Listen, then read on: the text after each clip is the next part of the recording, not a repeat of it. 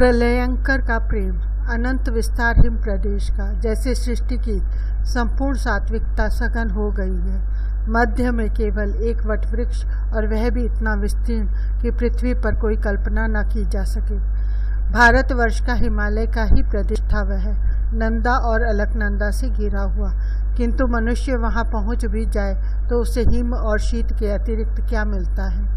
भगवान रुद्र, उनका मणिमहालय, उनके गण, उनका वटवृक्ष ही क्यों, कुबेर की अलकापुरी और उनके यक्ष भी तो मानव नेत्रों के लिए अदृश्य ही हैं। बालक भद्र पृथ्वी की गणना से तो अनेक चतुर्युगीन वृद्ध है, किंतु यह अमृत पुत्र धरा से 4 वर्ष की आयु में ब्रह्मलोक गया, और वहाँ पूरे एक दिन भी तो नहीं रहा है।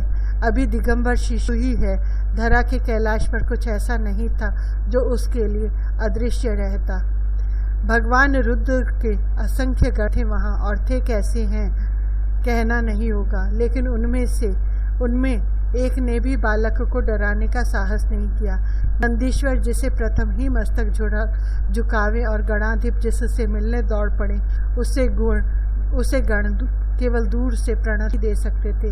अम्बा तुम्हारी प्रतीक्षा ही कर रही हैं। अपने पदों में प्रणत होते बालक को लंबोदर गजवदन मंगल मूर्ति ने आशीर्वाद देकर कहा, पिता के समीप वे वट वृक्ष के नीचे ही विराजमान है। मैं तो स्वयं आ रहा था। बालक का तात्पर्य था, आपने कष्ट क्यों किया? तुम अम्बा के अंक में पहुंचकर मेरी ओर देखना भी भूल जाओगे। गणेश जी ने हास्य से कहा, सृष्टिकर्ता ने मुझे प्रथम पूज्य पद दिया है, और अनुज प्रमाद न करे इसका भी दायित्व अग्रज पर ही होता है। इसलिए मैं अपने आप दौड़ाया कि तुम्हारा प्रथम प्रणाम मुझे प्राप्त हो जाए। आप भी अद्भुत हैं। बालक ताली बजाकर हंसा। मैं कहाँ कोई शुभ आरंभ करने जा रहा हूँ कि आदि पूज्य को स्मरण करो। आप यह नहीं कहते कि अनुज का स्नेह आपको दौड़ा लाया। तुम मेरे मूषक पर बैठोगे? गणेश जी को प्रसंग परिवर्तन उचित लगा। वे बुद्धि के अधीश्वर जानते हैं कि कन्हई के सखा कितने नटखट होते हैं। यह तुम्हें गिराएगा नहीं और वेग पूर्वक दौड़ सकता है। मूषक कोई अच्छा वाहन नहीं, इसे बिल दिखा तो प्रवेश करने में विलंब नहीं करेगा। आप ही इस पर अच्छे लगते हैं। बालक कह गया, मैं न मयूर पर बैठकर उड़ना चाहूँगा और न विश्व मुझे बैठने योग्य लगता। बैठना ही होगा तो अम्बा का केसरी कहीं गया है? तुमको कोई अस्वीकार नहीं करेगा, किंतु तुम यहाँ रुक गए तो देखो अम्बा स्वयं आ रही है। गणेश जी ने संकेत कर दिया। हाँ, अब ठीक है। भगवती उमा ने ललक कर अंक में उठा लिया। तब बालक ने गणेश जी की ओर देखा। मैं क्यों दूसरा वाहन बनाऊं? मुझे कहीं जाना होगा तो अम्बा अंक में लेकर पहुंचा देंगी। बहुत नटखट है। उन शैल सुता ने सहास से कहा, मुझे वाहन बना रहा है। बालक को कोई कौतूहल नहीं था वहाँ के मणि सदन को देखने का। वट वृक्ष के समीप पहुँचते ही स्वयं अम्बा के अंक से उतरकर उसने भगवान नीलकंठ के चरणों पर मस्तक रखा। कल्याण मस्तु। उन आशुतोष ने अपना अभय कर उसकी अलकों पर रखा। बाबा, आप तो बहुत अच्छे हैं। बालक ने पूछा, क्यों लोग कहते हैं कि आप भयानक हैं और प्रलय करते हैं? भयानक तो मैं हूँ, मेरे 3 नेत्र जो हैं। भूतनाथ प्रभु सस्मित कह रहे थे, कहीं उत्सव हो जाता है या मेला समाप्त होता है तो अंत में वहाँ स्वच्छता आवश्यक हो जाती है। सृष्टि का महोत्सव समाप्त हो जाता है तब मैं स्वच्छ कर देता हूँ देश और काल को भी। कौन तब सदा संहार कौन करता है? बालक ने इधर उधर देखा। उससे तो त्रिशूल भी दूर गड़ा दिखा। संहार मृत्यु का कहीं भी उपकरण तो वहाँ नहीं था। मैंने भूत प्रेत प्रमथ पिशाच सृष्टि के प्रारंभ में ही बना दिए। रोग व्याधि के सब देवी देवता मेरे गणों में हैं। भगवान नीलकंठ ने कहा, इनको भी कह दिया कि बहुत उत्पात न करें। केवल तब इनको सक्रिय होने का अवकाश है जब प्राणी प्रमाद करे। लेकिन प्रमादहीन रहकर कोई भी अमरत्व को प्राप्त कर पाता है। अधिकांश तो परम आयु से भी पूर्व स्वयं मरण शरण होते हैं। बाबा, तुम तो समाधि में ही बैठे रहते हो। बालक ने कुछ नहीं पूछा। जन्म के साथ मृत्यु लगी है, सक्रियता के साथ ही संशय है। अणु उत्पन्न होने के साथ शक्ति का उत्सर्ग करने लगता है। प्रभु ने स्वयं समझाया, मृत्यु एक दिन नहीं आती, वह तो कण कण के साथ क्षण क्षण लगी है। मैंने अपने सब गणों को संकेत कर दिया है कि इन्हें शीघ्रगामी नहीं होना चाहिए। तमोगुणी होने से ये सब वैसे भी सुस्त हैं। सृष्टिकर्ता को सृष्टि गति से मंद पद ये न चले तो सृष्टि बची कैसे रहेगी। आप यहाँ रहते हैं अम्बा के साथ। अब बालक की दृष्टि चारों ओर के हिम प्रदेश पर गई। यह तुम्हारी अम्बा का पितृगृह है। श्री चंद्रचूड़ ने भगवती उमा की ओर देखा। भारत धरा पर इन्होंने काशी में आवास बना लिया है और अधोलोकों में से एक लोक ही है। वैसे इलावट आप बालक को क्यों व्यर्थ भटकने को सुख बनाते हैं। देवी ने बीच में ही किंचित लज्जापूर्वक कहा। अंततः इलावर्त पुरुष प्रवेश वर्ज्य प्रदेश है। सांब शिव की विहार भूमि और अधोलोक वितल भी। बालक कहीं मचल पड़ा इसे न वारित किया जा सकेगा और न शाप की शक्ति इसका स्पर्श करेगी। तुम एक भ्रम में दिखते हो।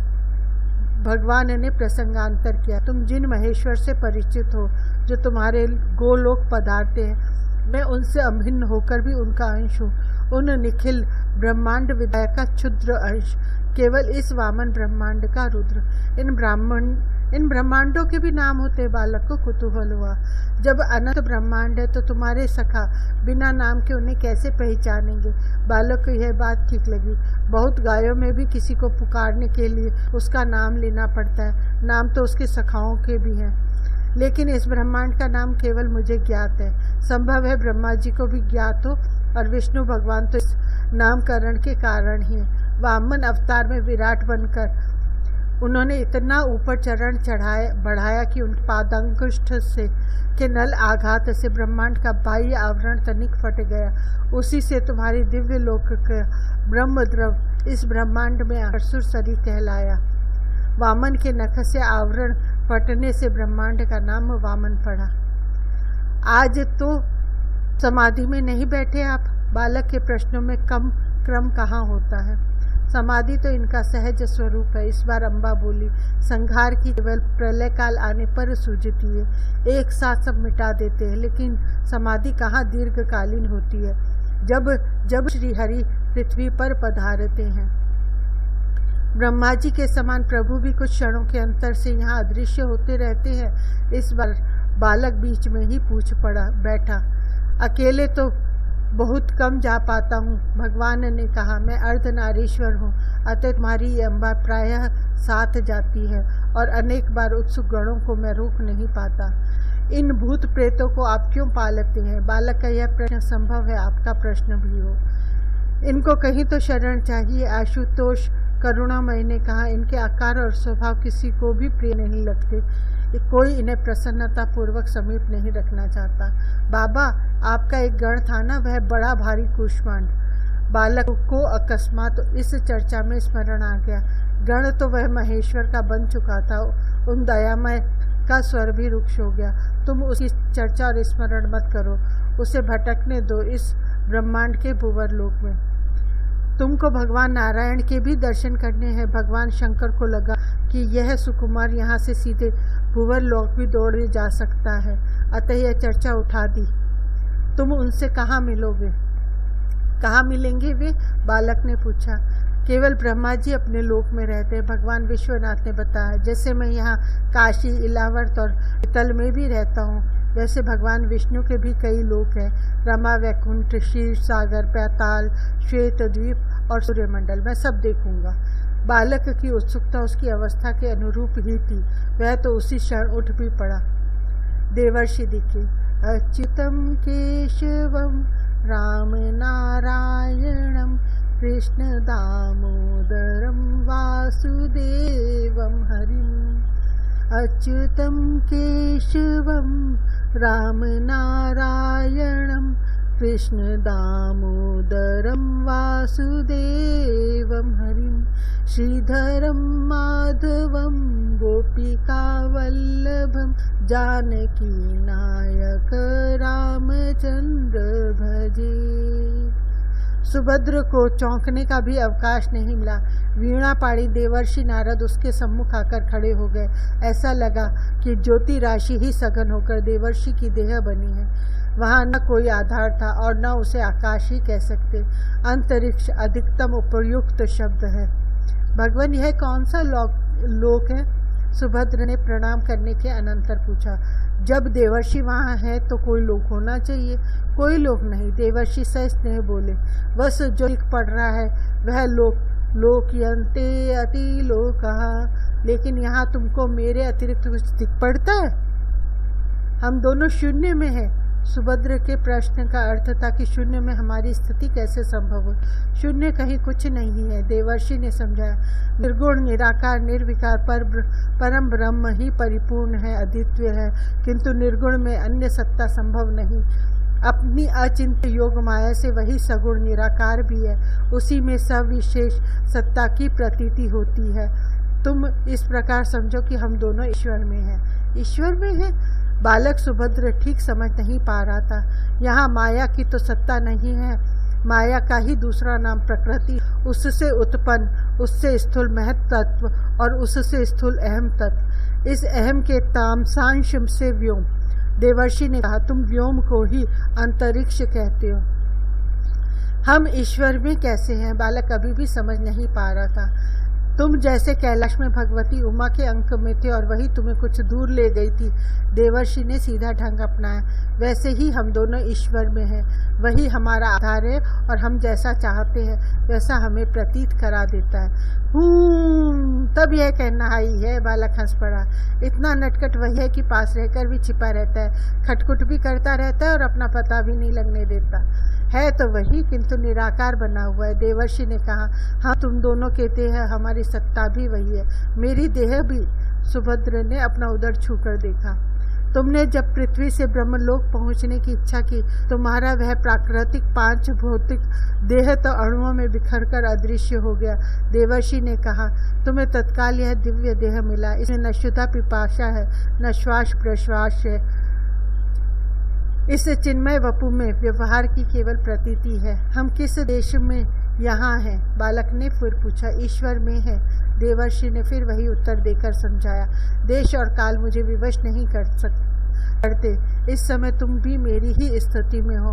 हम दोनों का देश काल हमारी इच्छा के विष में है। जहाँ जिस देश काल में उपस्थित होना चाहेंगे उसमें ही अपने को देखेंगे, तब उस देश काल में स्थित लोगों के साथ व्यवहार कर सकेंगे।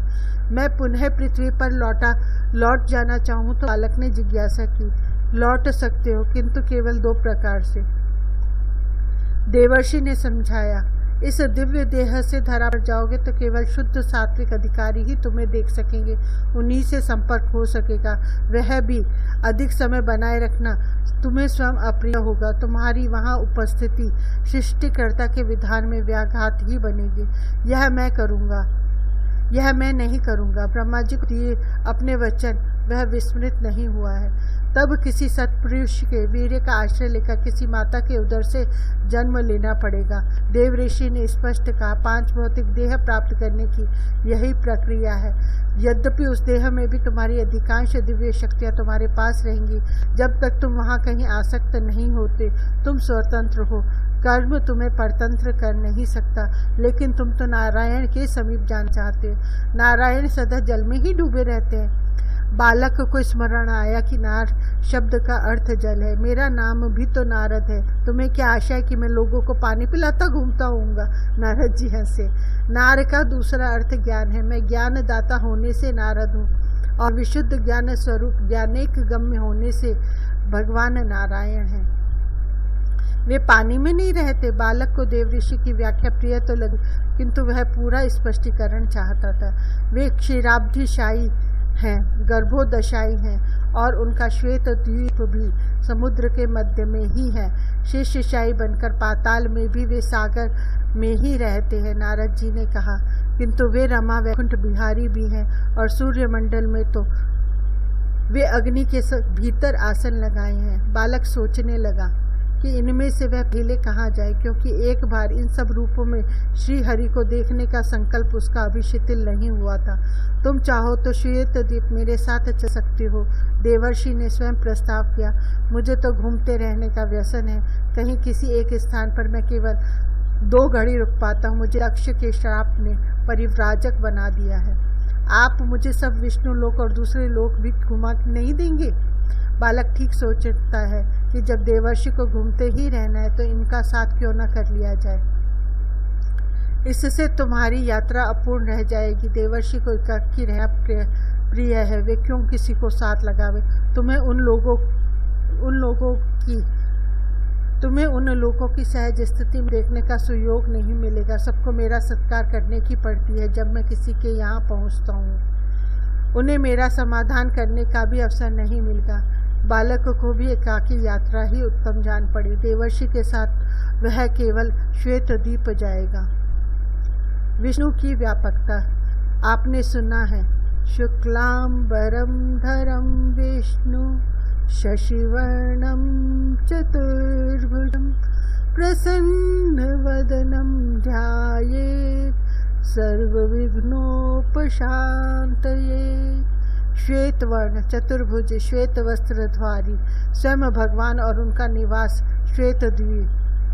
श्वेत भी सब हिमया कपास जैसा नहीं, सब ज्योतिर्मय सुखद शीतल ज्योति। उसमें आकृति की प्रतीति केवल ज्योति के तारतम्य से। सब शांत, ऐसा शांत जैसे निष्क्रिय प्राय हो, केवल विशुद्ध सत्व गुण का घनीभाव। एकमात्र उपासना ही वहाँ का जीवन, प्रेम ही वहाँ प्राण। नारायण के साथ वहाँ लक्ष्मी भी नहीं।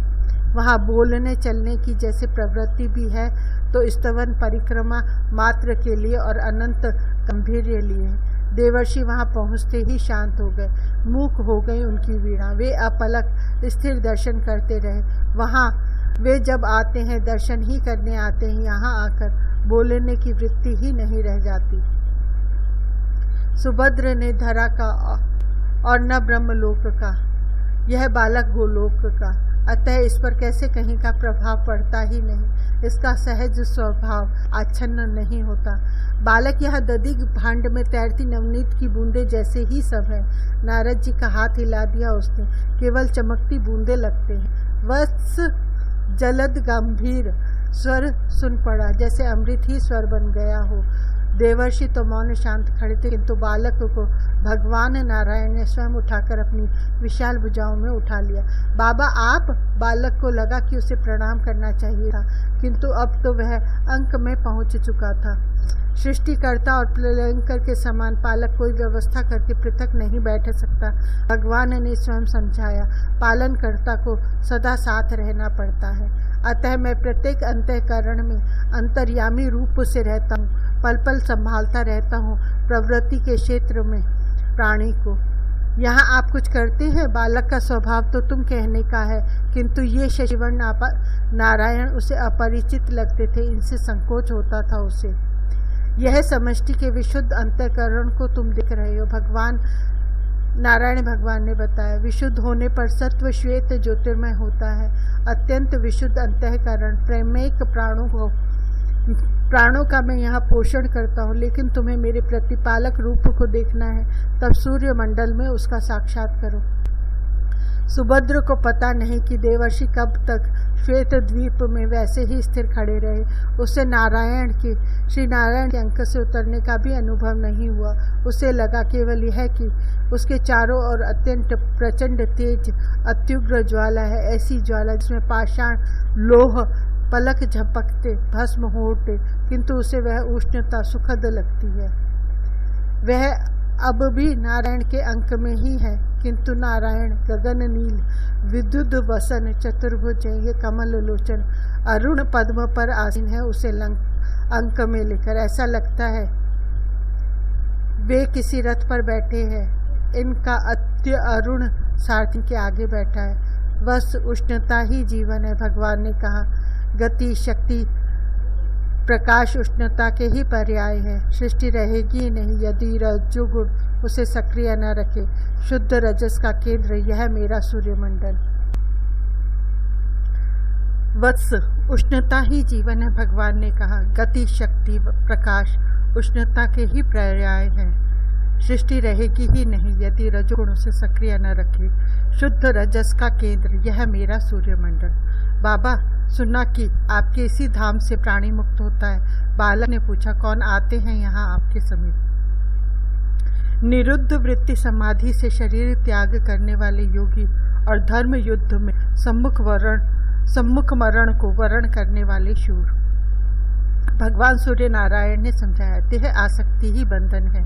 शरीर की आसक्ति का मूलोच्छेद हो गया तो मनुष्य मुक्त तो हो ही गया, यहाँ आकर उसका आकार का मोह भी भस्म हो जाता है।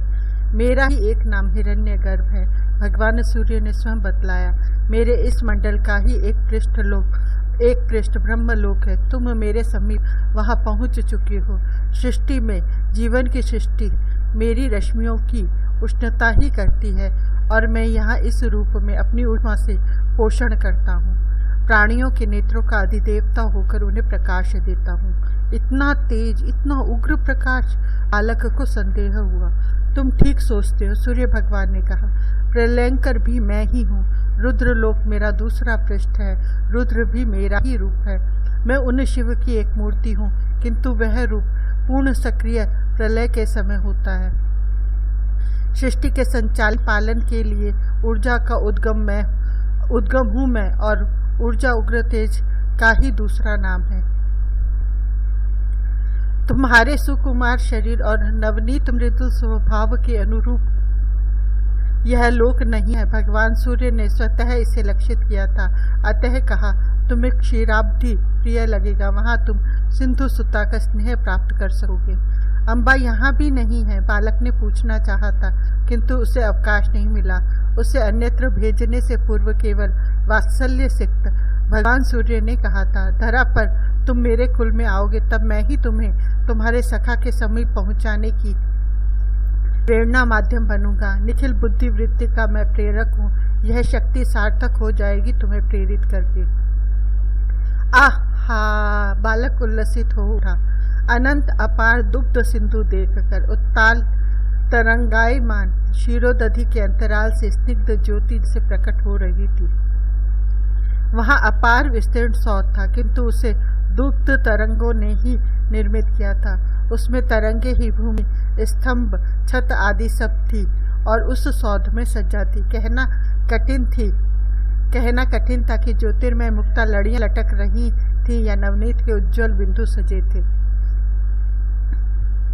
कमल तंतु श्वेत सहस्र फण उठाए भगवान शेष स्थिर थे।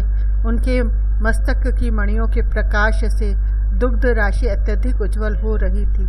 उस दुग्ध सौध में उन उज्जवल शेष की सुदीर्घ कुंडलीभूत देह पर एक घनश्याम पीतांबरधारी रत्न मुकुटी चतुर्भुज मंद मंद मुस्कुराते चरण फैलाए आधे लेटे थे। अम्ब उन परम पुरुष के प्रफुल्ल पद्म पादार विंदों को अंक में लिए जो सौंदर्य सौष्ठव सौकुमार्य की अधिदेवता सिंधु सुता विराजमान थी, उन्हें देखते ही बालक ने पुकारा और भुजाएं फैलाकर दौड़ा उनकी ओर।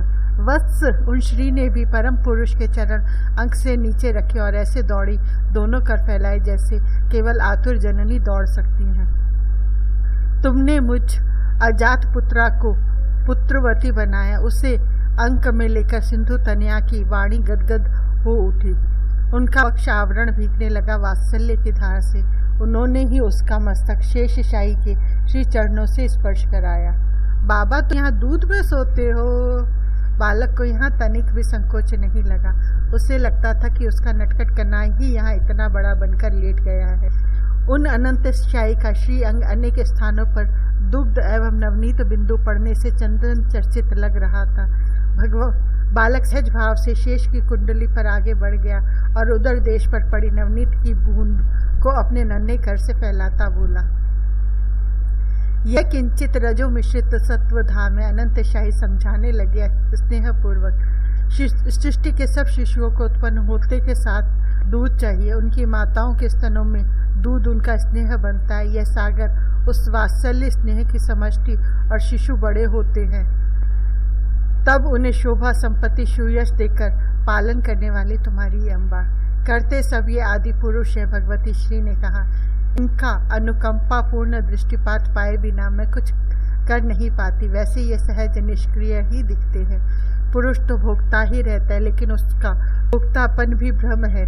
वह केवल दृष्टा है। उसकी प्रसन्नता के लिए परमेश्वरी प्रकृति का संपूर्ण संभार है। अनंत ब्रह्मांडों के पालन में तुमको श्रम नहीं होता। बालक ने श्री की ओर देखा। ये परम पुरुष और मैं भी केवल इस ब्रह्मांड के पालक पर है। रमा ने स्नेहपूर्वक कहा, तुम परम पालक के समीप भी पहुंच सकते हो, हम तो उनके अंश हैं। बालक को कुछ विशेष अनुभव नहीं हुआ।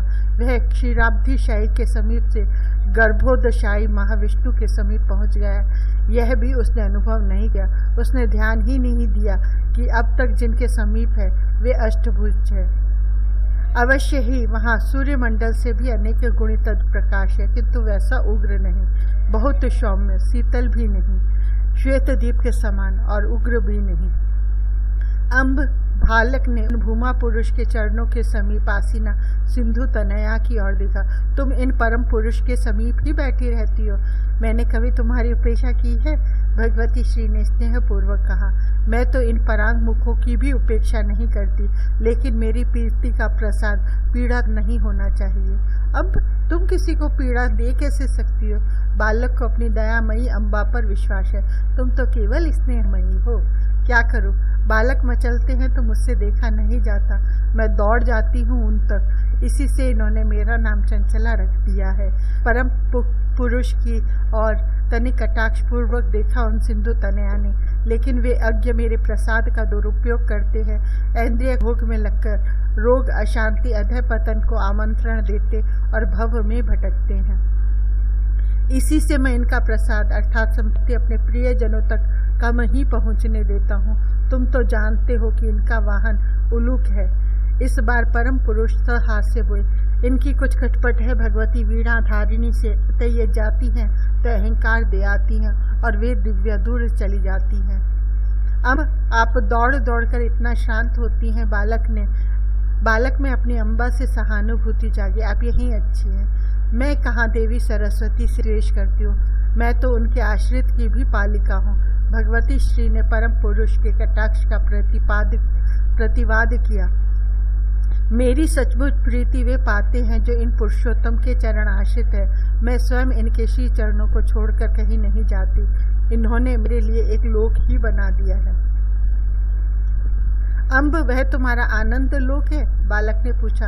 तुम्हारे लिए अगम्य नहीं है। भगवती श्री का यह कहना पर्याप्त था। बालक भूमा पुरुष के समीप से रमा वैकुंठ पहुंच गया। सौभाग्य की बात की रमा वैकुंठ में दिन का समय था। रात्रि होती तो भगवती रमा के साथ केवल गंधर्व कन्याएं दिखती। इस समय वे गंधर्वों के साथ परम पुरुष की अर्चा में लगी थी। अम्ब, यहाँ क्या करती हो तुम? बालक बिना संकोच समीप पहुंच गया। बड़ी तीव्र इच्छा थी अपने इन आराध्य की अर्चा करने की। इन्होंने मेरे लिए यह लोक ही बना दिया। मैं यहाँ अहिर्निश इनकी अर्चा करने को स्वतंत्र हो गई। यहाँ और कोई कार्य मेरे पास नहीं। भगवती लक्ष्मी ने कहा, किंतु मेरी अर्चा से न तृप्ति होती है न संतोष। तुम अच्छे आ गए। तुम तो मायातीत लोक के हो। तुम कुछ बतलाओगे? अम्ब, यह लोक तो आपका उपासना मंदिर है। बालक को लगा कि मंदिर में अधिक देर रहना अच्छा नहीं, अर्चकों को वहाँ रहना चाहिए। हम सबों को भी कन्हैया को सजाने में कभी संतोष नहीं होता। भक्ति में, प्रीति में, सेवा में संतुष्टि हो तब हो जब इनकी सीमा होती हो, लेकिन यहाँ अम्बा अर्चा में लगी रहती हैं तो बालक को यहाँ से विदा होना चाहिए या मौन बैठना चाहिए।